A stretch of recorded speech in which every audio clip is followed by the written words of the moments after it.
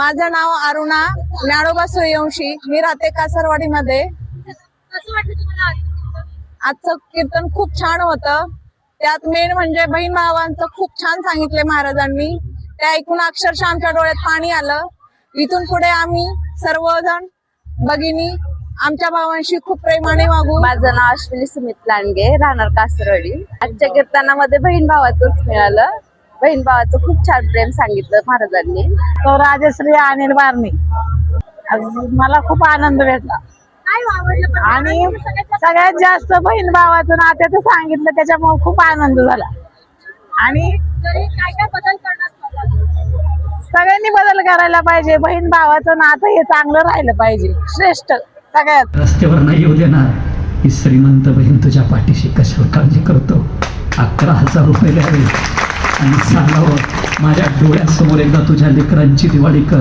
बहिणीच्या पैशावर दिवाळी करणारा हा भाऊ तुमच्या पुढे उभा आहे. आज ज्या दिवशी बहीण जाण्याकरता निघाली, हलकी साडी घेतली होती 500 रुपयाची. बहिणीनं खाली दाबली, वरून तिच्या साड्या. मला नाही कळालं का असं केलं. ज्या वेळेला तिच्या बंगल्यात प्रवेश नाही, आमचं नातं तर चांगलंच आहे, पण अजून चांगलं व्हायला पाहिजे. शोभा गंगाराम लांडगे दरवर्षी येते.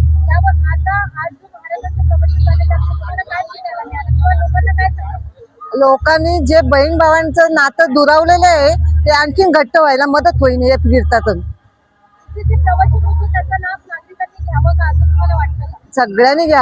सगळ्यांनी घ्यावा, लहान थोर. आताच्या पिढीने तर जास्त घ्यावा. नव्हतं कळलं का असं केलं.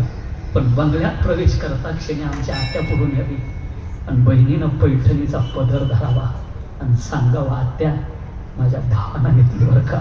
टचकन डोळ्यात अश्रू आले. अरे आपल्या नावाच्या पाठीमाग आपल्या भावाचं नाव शाबूत ठेवते, तिला बहीण म्हणत होता. विनंती करून चाललो आपल्या. सुनीता लांडगे. खूप छान वाटलं. खूप घेण्यासारखं होतं. खूप बहीण भावांचं नातं टिकून राहावं म्हणून. बस या कीर्तनातून एका जरी बहीण भावाचं भांडण मिटलं ना तर सार होईल गड्या. माझ्या कीर्तनाचा सार होईल. काही नाही, तुमचं रक्तय ना. जर बोलत नसाल ना माझ्या दादानं, तुम्ही माघार घ्या ना. अरे ती आपल्या आईच्या ठिकाणी ना बहीण आपली. सकाळी फोन करा, ताई जे झालं असं मागचं सोडून दे.